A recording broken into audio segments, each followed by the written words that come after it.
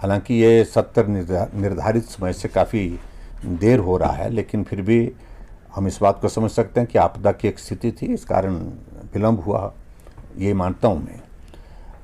और इस विधानसभा के सत्र में प्रमुख रूप से मुद्दा तो हमारे सामने आपदा से हुई क्षति ये रहेगा। जिंदगियां चले गई, 400 से ज़्यादा लोगों के हज़ारों घर चले गए, बेघर हो गए लोग, उनको किस प्रकार से घर मिलेगा। इसके अलावा लोगों की ज़मीन चलेगी जिससे रोजी रोटी और परिवार का पालन पोषण होता था उनका, उस पर क्या करेगी सरकार। अभी भी हिमाचल प्रदेश की बहुत सारी सड़कें बंद है। सेब ऐसी स्थिति में मार्केट तक पहुंचाना कठिन हो गया और लोग सेब को नाले में फेंक रहे हैं। उस पर सरकार का क्या कहना है? उल्टा उस पर जुर्माना लगा दिया जिसने सेब फेंके थे। अपने बगीचे के सेब उसने नाले में फेंके और वो वीडियो उनको जो कहीं सोशल मीडिया में आया उनको पसंद नहीं आया। अब जो पसंद की बात इस तरह की सोचते हैं तो मैं समझता हूँ कि ये बहुत दुर्भाग्यपूर्ण स्थिति है कि इतनी छोटी और इतनी नीची हरकत पे सरकार चले गई है। आज तक कभी नहीं हमने देखा। ऐसी घटनाएं एक नहीं अनेकों होती हैं और उस व्यक्ति ने खुद कहा है कि विवश होकर के जब सड़क बंद थी तब जाकर के हमको अपना सेब सड़ गया जो फेंकना पड़ा, और उसकी वीडियो अगर बना दी तो क्या क्या गुनाह हुआ। हकीकत तो हकीकत है। सरकार सड़कें नहीं खोल पाई, अभी तक नहीं खोल पाई। लोग खच्चरे पहले ज़माने में रखते थे, अब तो खच्चरे भी नहीं। अब लोग अपनी पीठ पर सेब उठा करके सड़क तक पहुंचाने, जहां तक खुली है सड़क वहां तक पहुंचाने की कोशिश कर रहे हैं। इस प्रकार की परिस्थिति है और गारंटी के बारे में बिल्कुल गारंटीड बात होगी हमारी ओर से। हम पूछेंगे और जवाब दें। सरकार 9 महीने का कार्यकाल पूरा हो गया। ये 9 महीने का क्या 10वां महीना पूरा होने जा रहा है और 10 महीने में 10 वर्ष पीछे चला गया हिमाचल। और ऐसे इसके अतिरिक्त और चीज़ों को लेकर के जो मुद्दे हैं, कानून व्यवस्था है, उस पर चर्चा होगी। और कानून व्यवस्था के अतिरिक्त कानून व्यवस्था की घटना ताज़ा आपने अभी हाल ही में देखी है और पिछले कल वो पूरे मीडिया में काफ़ी वायरल हुई है वो वीडियो। एक महिला मुख्यमंत्री के गृह जिले में जिसके मुंह पे कालिक पोत दी गई और उसके बाद बाल काट दिए गए और उसके बाद घुमाया गया। ये परिस्थिति कानून व्यवस्था की है हिमाचल प्रदेश में। गोलीबारी दिन दिहाड़े हो रही है और हत्या की घटनाएं इतनी ज़्यादा हो गई जिसकी हम कल्पना नहीं कर सकते हैं। और गुंडा राज के साथ साथ में जो माफिया राज जिसको मैं कह सकता हूँ वो खुलेआम घूम रहा है, पनाह मिल रही है उसको। ऐसी एक नहीं बहुत सारी चीज़ें हैं। अब जहाँ तक इस सत्र की बात है, मुद्दे हमारे पास इतने ज़्यादा हैं। जो संस्थान खोले थे, चलाए थे, उन संस्थानों को बंद करने का क्रम अभी 10 महीने सरकार के बीत जाने के बावजूद भी चला हुआ है। इन तमाम मुद्दों को लेकर के बात करनी है। बिजली का किराया कम करने के लिए बोला था, कहा था कि 300 यूनिट फ्री देंगे, लेकिन बिजली का किराया बढ़ा दिया। बिजली के टैरिफ जो इंडस्ट्रियल सेक्टर के लिए बढ़ाने के बाद ये स्थिति बन गई उसमें कि वे इंडस्ट्री छोड़ करके जाना चाह रही है हिमाचल प्रदेश से।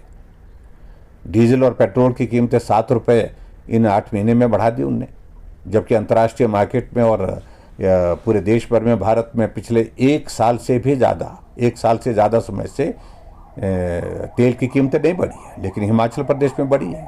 व्यवस्था परिवर्तन यही है, नया दौर यही है। तो ऐसे में बहुत सारे मुद्दे हैं। बेरोजगारों को रोजगार देने की बात कही थी, कहा था कि हर साल 1 लाख लोगों को रोजगार देंगे, 5 साल में 5 लाख लोगों को रोजगार देंगे। 10,000 से ज़्यादा कर्मचारी जो आउटसोर्स पे लगे थे, जिनने कोविड में अपनी ज़िंदगी को संकट में डाल करके काम किया दूसरे की ज़िंदगी को बचाने के लिए, आज वो सड़कों पर उनको फेंक दिया है। ये तमाम मुद्दे हैं जिन मुद्दों पर चर्चा करेंगे। कोई इसमें आपत्ति थोड़ी है। तो मैं पहले ही कह रहा हूँ, स्पष्ट कह रहा हूँ कि हमने हिमाचल प्रदेश में काम किया है और हिमाचल प्रदेश में जो विकास 5 वर्ष में हुआ है, लोग आज उसको याद कर रहे हैं।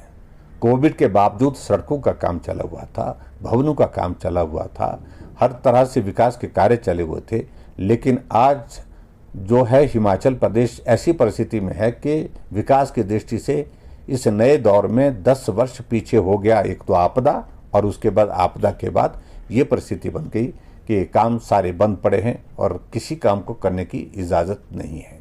कह रहे हैं कि पैसा नहीं है, और मुख्यमंत्री ने तमाम बातों को लेकर के जवाब दें। जहाँ तक श्वेत पत्र की बात है, मुझे मालूम है क्या करेंगे, प्रधानमंत्री जी के दौरे का जिक्र करेंगे कि खर्च कर दिया उस पर, और मुझे मालूम है क्या करेंगे, जिक्र करेंगे 75 ईयर्स ऑफ हिमाचल प्रदेश हमने एक इवेंट के रूप में मनाया, लोगों को उसके साथ कनेक्ट किया, उसका जिक्र करेंगे। हमने इन्वेस्टर्स मीट की है, उसके बारे में बात करेंगे। कल क्या बात होनी है, परसों क्या बात होनी है, उसमें जब भी आएगा वो श्वेत पत्र में पहले ही कह रहा हूँ। लेकिन काम किया है हमने। बल्क ड्रग फार्मा पार्क लाया, पूरे देश में 3 मिले और एक उनमें से हिमाचल प्रदेश के ऊना में मिला।